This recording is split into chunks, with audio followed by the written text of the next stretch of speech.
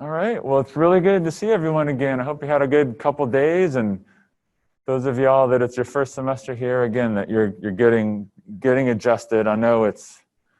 I remember myself as a first-year college student. There's a lot to get adjusted to, and with everything else going on, like I said, your generation is going to learn some amazing lessons about adaptability and flexibility and patience and working through things when you first come up against obstacles. So just try to keep that in mind as you're going through it, that this is hopefully an experience that you'll be able to grow from and benefit from. So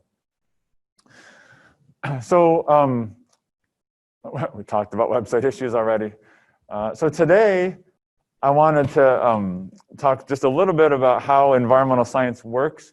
And then the discussion activity we're going to do is centered around a case study in Alaska. So last time we talked a little bit about how the COVID pandemic is teaching us a little bit about our relationship with the environment. Some interesting things there. We went ahead and defined the environment, this idea that it includes everything around us with which we interact. So both living and non-living things. It includes our built environment, which we maybe don't always think about so much. And that social relationships and institutions are included in that mix as well. So these are all things that are going to be part of this course. So quite a bit of stuff. And then we defined environmental science as the study of how the natural world works.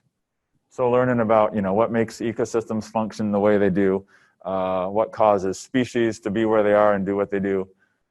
And then we put humans into the mix, right? So it's not humans and then everything else. Really, environmental science I love because it's looking at our environment particularly connected to us. And we mentioned why we do what we do to the environment, because we need everything to survive. We need it to come from the environment. And so we talked about a part of the environment used to promote the welfare of people or other species. And what was that again?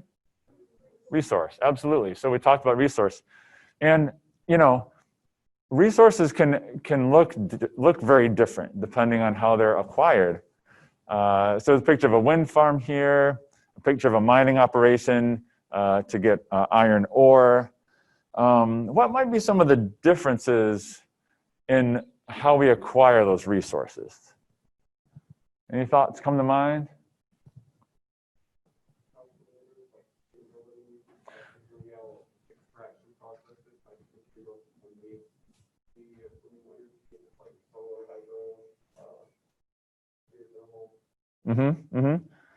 Yeah, so the idea of sustainability, right? Can we sustain our rates of resource acquisition?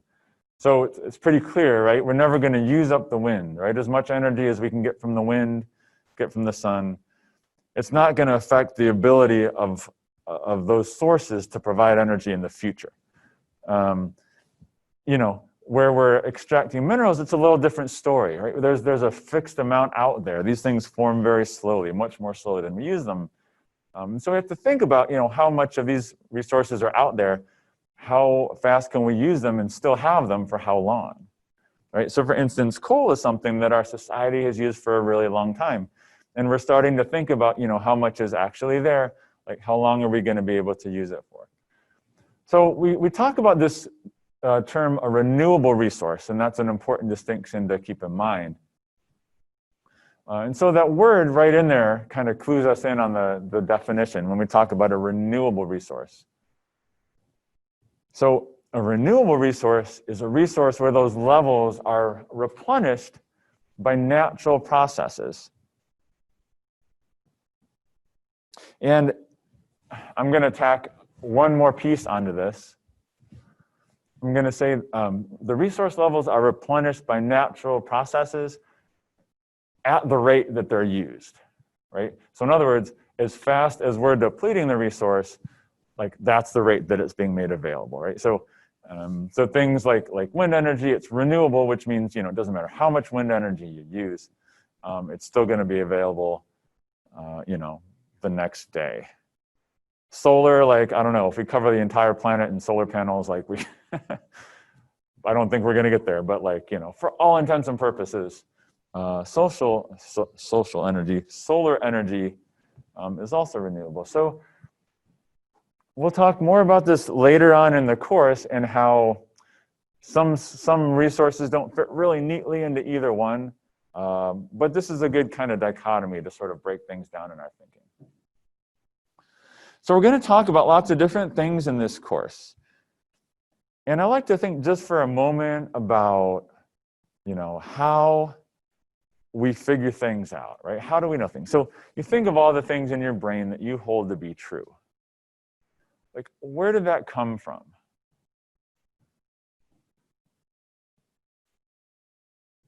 Where did those things come from that we hold to be true? Anybody care to share? Experiences. Yeah. What else? Is everything that we hold in our mind based on experience? From research. And that could be all different kinds. It could be literary research. It could be like Isaac Newton with the apple falling. So experience research. Is everything that we hold to be true in our minds based on experience and research? Education. You took somebody's word for it, right? Somebody that you know you thought was in a position to teach you something. Good education. Any other thoughts? Intuition. Yeah. What kinds of things might we believe to be true just based on intuition?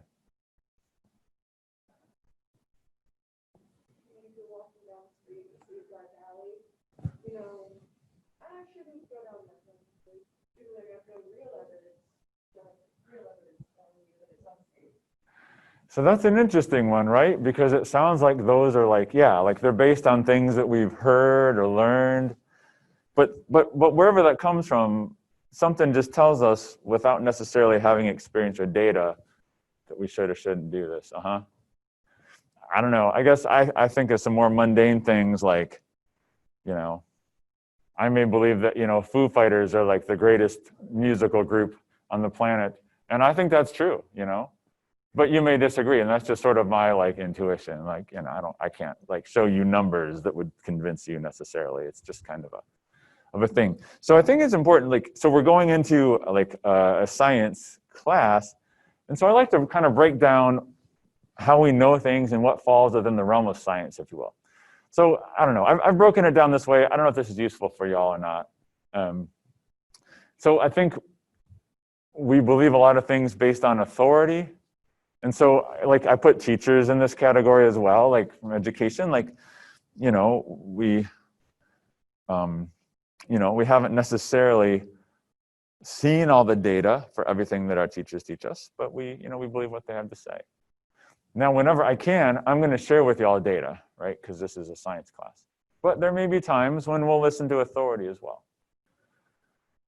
Now, intuition as well, right? There are certain things that we're going to hold to be true, that you hold to be true, that again, it's just sort of, it's based on things that we feel. And then, you know, science is a way of knowing based on repeatable observations. So folks talked about experience, they talked about research, like that can kind of all be within this realm of science. And so, you know, in this course, we're predominantly going to deal with things that fall within this realm. We've learned, these are things that have been learned based on repeatable observations. We see the same thing over and over and over. So we conclude that it's probably true. But there are times when we're going to have to take people's words for it, although don't do that very often. And then our intuition is going to be kind of woven through a lot of different topics in the class. And so it's really interesting to kind of like examine our intuitions and how those relate to facts and other things like that. So I just kind of give that framework, you know, just to keep in mind that when we're studying things, like, you know, y'all are the best judges of if something is true or not. So if something doesn't quite make sense to you, Bring it up in class, right? Let's find some data to test it. We really don't want to take too many things based on authority. We want to try to look at the data. I mean, that's what a science class does, right? We need to actually get at the data and test these ideas. And then if they withstand those tests, then we say, yeah, that's true. But we can, we can get into a lot of trouble when we don't do that. So if there's a time when you're like, David, you said that, it's kind of interesting. But what do the data look like that really support that? Like, I am more than fine with y'all sharing those kinds of ideas, and I'll do my best to look it up and bring some data that we can examine together to evaluate it.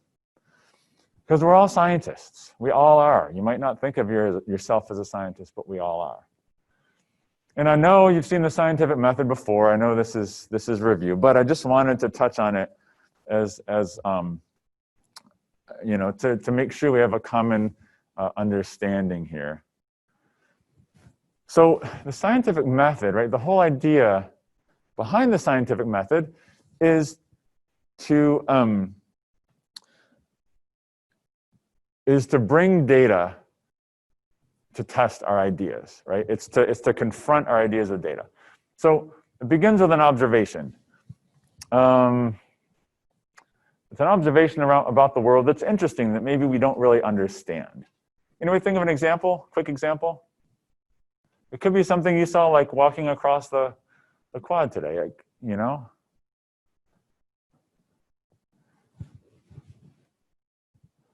I know, that's a crazy thing. Like, we're scientists, we're doing this all the time. We just don't always realize it. Yeah.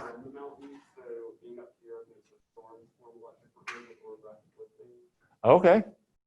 Yeah, and you're going to lose us real quick once we go down that road. But so yeah, like ideas about like how storms form. It's really interesting. Like, I don't know, like East Asheville, it rains a lot more than where we are in West Asheville, because we'll go over there, and it'll be nice and sunny where we are. When we get over east, it rains. Okay, yeah. So storms, yeah, like weather's kind of strange in the mountains, the way storms form. All right, well, that's great. Well, let's come up with a question. Do storms form differently in the mountains? Okay, so once we have a question, then as scientists, we come up with a hypothesis. Have you all heard a definition of a hypothesis before? Anything you care to share? Educated guess, Any other definitions? Educated guess is pretty good, right? You bring your knowledge to bear. And a hypothesis is just a statement about the way the world works, again, often based on an educated guess. So we might say, and here's where, my knowledge departs, but we might say, I don't know, there's wind currents or something in the mountains. I don't know, we talked to Dr. Miller about that. He could take us through this. But maybe we'll take something a little simpler just for our purposes. Let's say that wind currents cause there to be different amounts of rain in East Asheville. Okay. So if that's my hypothesis, that different wind currents cause there to be different rain patterns in East Asheville, that's great, okay, that's great. But I got to test that. And so in order to test a hypothesis, we have to come up with a prediction. Now, what might be a prediction that my hypothesis would say, a prediction that would arise from my hypothesis of wind currents leading to different rain patterns in East Asheville? If that hypothesis is true, what's something we could predict from that? Okay, yeah, so we could come up with some quantitative predictions. We could say, most broadly, we could just say, if the rain is most different in East Asheville, the wind pattern should be most different. But we might know more. We might say, we would expect, and again, this is gonna seem really simple and ridiculous. I might say, well, maybe it's less windy in East Asheville, so there's more rain. I don't know if that makes sense. All right, well, that's something that we can collect data on. And so then we test our prediction. So we go out, we collect data on the wind speed and it would say either yes, there's less wind in East Asheville, or no, there's not less wind in East Asheville. And then we'd take those results and we would either reject our hypothesis if the data don't make sense, or we would fail to reject the hypothesis. Notice how we're not saying prove the hypothesis, right? All we're saying is we failed to reject it. So this is kind of how science works then. We come up with these hypotheses and then we subject them to data. We test them. If we fail to reject that hypothesis, it doesn't mean that we've fallen in love with that hypothesis and it's always true. We might like to test it another way next time, and then another way, and another way. And the more we test these hypotheses, the more support they gain, the better we feel about them. What do we do if we reject a hypothesis? What should we do next? Any thoughts? So a couple folks spoke simultaneously. Yeah, if I'm still interested in that question, I still want to know why does it rain so much in East Asheville, then I formulate a different hypothesis and we try again.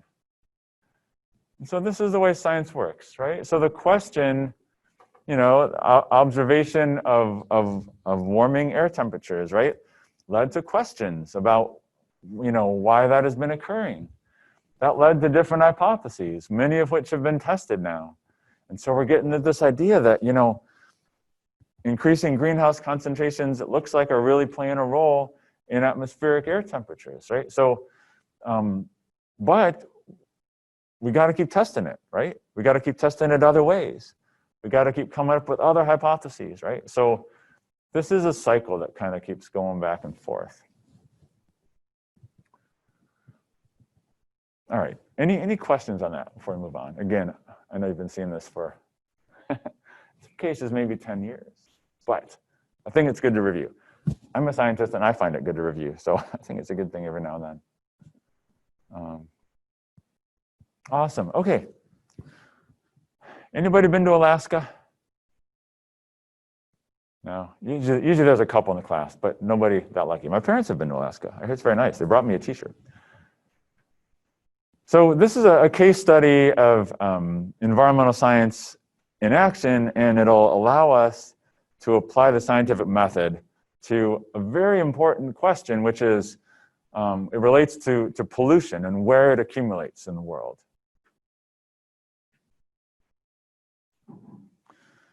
So I hear Alaska is beautiful. Again, I'm taking that largely on authority because I haven't been there. But I have it on authority that Alaska is beautiful. It's very nice. My parents went up there, they really enjoyed it. One thing that's amazing about Alaska are the lakes. These, crystal clear lakes far from any human settlement. But it turns out that in the water of these lakes, there are chemical pollutants. In particular, there are PCBs, polychlorinated biphenyls. This is the chemical structure of a PCB. Let me just, as a sidebar here, this is a case study that we're looking at to learn about environmental science, the scientific method. You don't need to know the chemical structure of PCBs. I'm just putting it up there, I don't know why, just because I thought I'd put it up there. So does anybody know what this particular sign means? It's one of those hazard symbols that if you're ever in the chemistry lab, you might see it on some of those chemical bottles. They've got the little diamonds that show what the hazards are of that chemical. Anybody know what that one means? It's definitely not good, right? we know that. If you see that, yeah, might be a little bit worried. What was that? So it would follow from this, yes, that you don't ingest or don't drink. So this is the symbol for carcinogen. You know what it means if something is a carcinogen? It's potentially cancer-causing, right? So PCBs are carcinogens. They can cause cancer. So they're something that's dangerous, right? You don't want it to be in your water. You don't want it to be in your food. You don't want it to be in the environment. So it's kind of a puzzle. Like, when researchers first found this, they're like, where did these come from? Like, why are there these PCBs in these Alaskan lakes?